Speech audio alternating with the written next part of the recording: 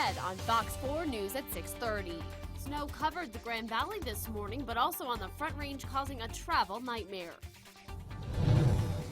Plus, the community is coming together to support Delaney Clements in her battle with cancer.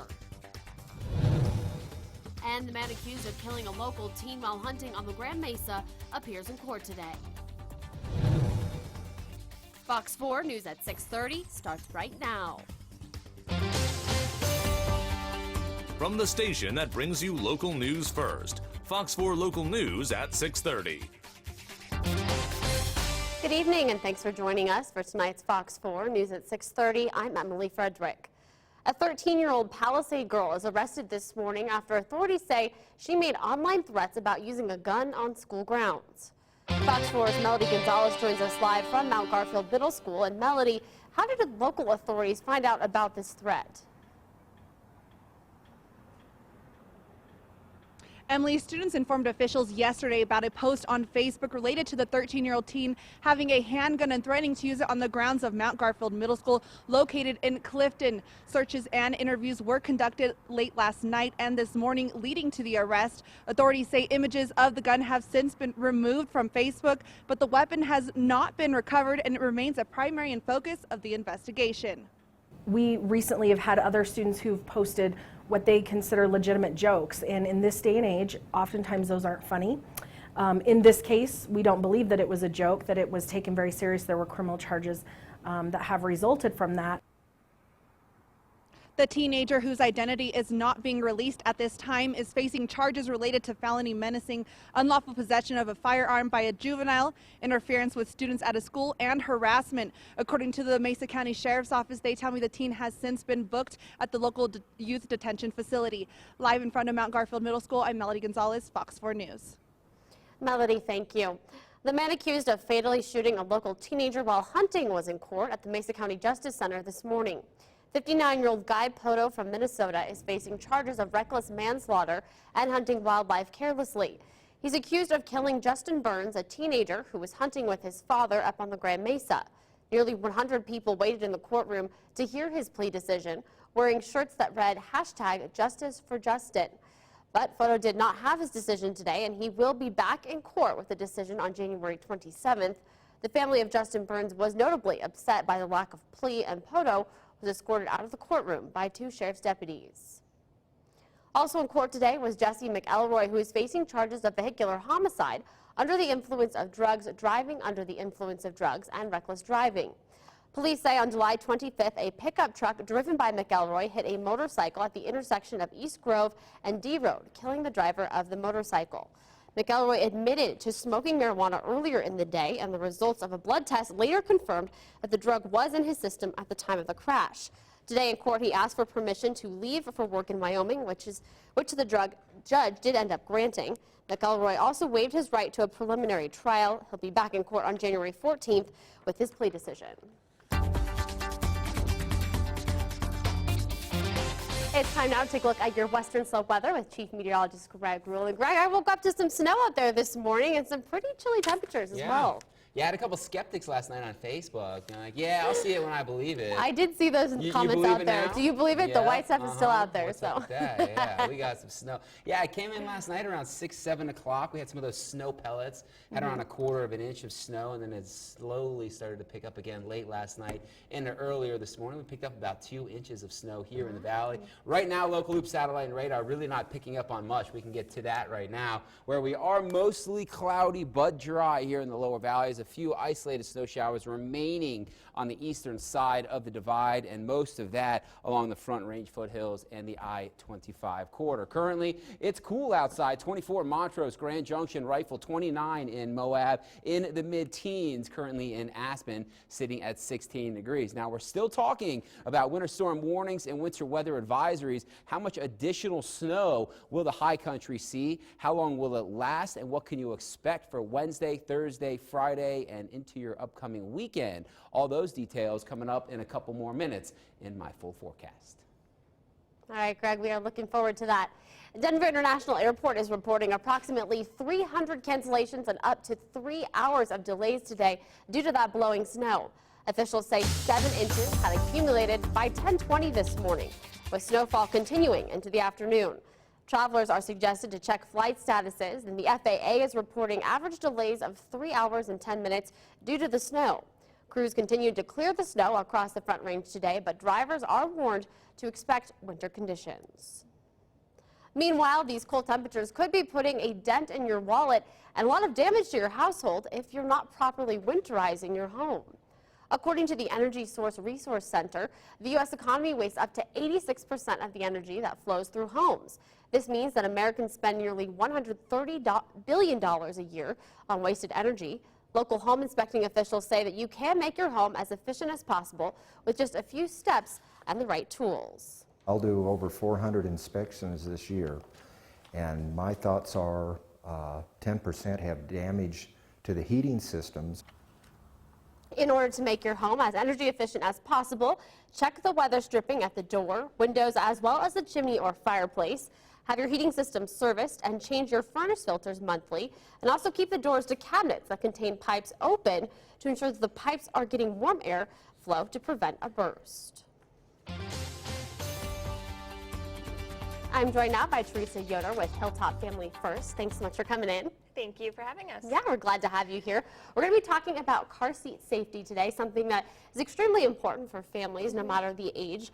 Absolutely. And it's something that I think maybe parents, like you said earlier, don't know what they don't know. Exactly. We have a car seat hotline. Then we picked up the car seat program here at Hilltop's Family First, which can be reached at 254-4112 at any time. We do have 4 certified car seat techs on hand. They would be more than happy to answer those questions that you may not know you don't know. A lot of the different ones that we have and the problems that we have is there's the latch system, which comes, and it comes with, at the bottom of all these, most vehicles have lower anchors in their back seats, so you can hook it up with this. Okay. But then parents are so used to those seat belts that then they also latch the seat belt. More is not better. Okay. Actually, it's more dangerous.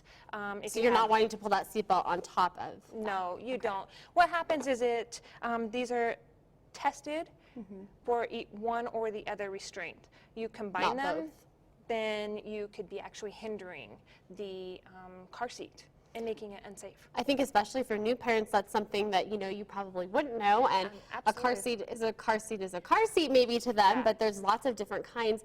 But like you said, maybe more restraints or maybe even more expensive isn't necessarily better. It's just different types of car seats. Absolutely. Actually, the expense, they're all going to range about the same price. Yeah, there are several $100 car seats out there that you can purchase. Most of them are going to be more of just a brand like this, which is perfectly safe. They are all certified before they hit the floor. So they're not going to come out of the store without being properly tested for the safety of your child. And for people who are thinking about possibly calling the hotline, what exactly does that entail? How do they get to the process of you guys actually looking at the car seat, making sure they're putting their child in properly and also the car seat is safe? So what they would do is just call the number, the 254-4112 is just a message line. So we do have multiple other things going on. So we Right. get to it as soon as possible. We do check it once a day for sure. We call those parents back. We answer any questions. We set up an appointment for them to come and check out their car seat. We've had people that just walk in if they're really needing that car seat checked or just looked at. They can have it completely in, and we can go out there and be like, yeah, perfect, A1. A lot of the other one is seat belts are usually not latched. There's a locking device in most seat belts, which most parents and people didn't know. I personally didn't know until I started doing this as a tech. And that's one of the biggest factors because it actually will not lock your child in if it's not locked. Oh, wow. Good to know about that. Well, we definitely appreciate you coming in. Absolutely. It's Thank a you. good source for people to have, especially if they have new kids to their family or a new car seat they want to know more about. This is definitely an important service. So thank you for coming in. We appreciate it. Thank you so much. No problem. Coming up right after the break, we will have more information on that tree decoration that's coming up for Delaney Clements. Stick around. We'll be right back after the break.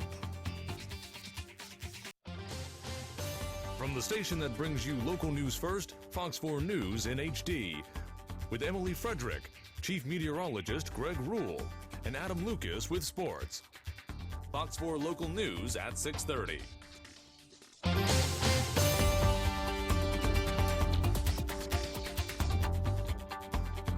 I'm joined now with Emily Krause from the Grand Junction Parks and Recreation Department. Thanks so much for coming in. Thanks for having me. Yeah, we're going to be talking about the tree decorating event that we mentioned yesterday for Delaney Clements. And do you want to just kind of explain how this came about? Sure, the family contacted Parks and Recreation and just asked for a place that people of the community could come out and show their support for Delaney, show their support for her mission in fighting childhood cancer, and giving them a place to kind of hang ribbons, gold ribbons, purple ribbons, whatever it is that they want to show her, that they support her and the communities behind her. She's an incredible girl, and she's made quite an impact across the community, and I think this is a great opportunity for people who maybe don't know the family personally but want to be able to show their support for her and her fight against childhood cancer in general. So this is a great opportunity for them to do that. It really is, and we're excited tomorrow, Wednesday night, 5:30 in Lincoln Park. The whole community is invited to come out.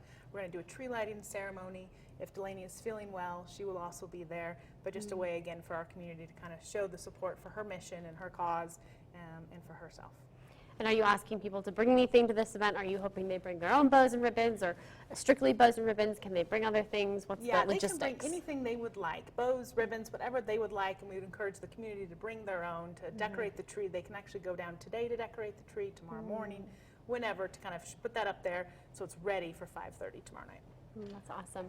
And why did you guys decide to really get involved with this and get behind kind of her story? She's been such a community advocate for childhood cancer, and we just really believe in kind of her mission and what she's doing, and it's a way that we can kind of give back to her and to her family, and so we're happy to do that. Yeah. I think it's great too that it's happening at Lincoln Park, a place that is well known for kids and families year round. Right. You know, it's the place where Stoker Stadium is located, and the pool and the park and everything. So this is a place that was probably, Delaney's probably spent some time, I'm imagining, throughout her years, and a place that has some good memories. And so what better place for people to meet up and hang out and everything. Right by the playground. So Yeah. easy to find. Yeah, it's a beautiful big tree right by 12th Street. And for people who are hoping to come, things start at 5:30. Do you have any time frame or anything planned, or is it just kind of people are going to show up? And I think it's just kind of going to show up and support Delaney and support her family and demonstrate how much we care about her, and it's open forum. yeah, great. Well, thanks so much for coming in and Thanks for talking with having me. us. We really appreciate it.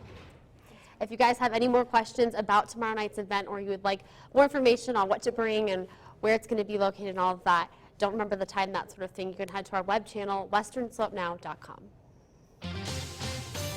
And Alpha 4 Live showing dry conditions now, but how cold will we get tonight? That answer after the break.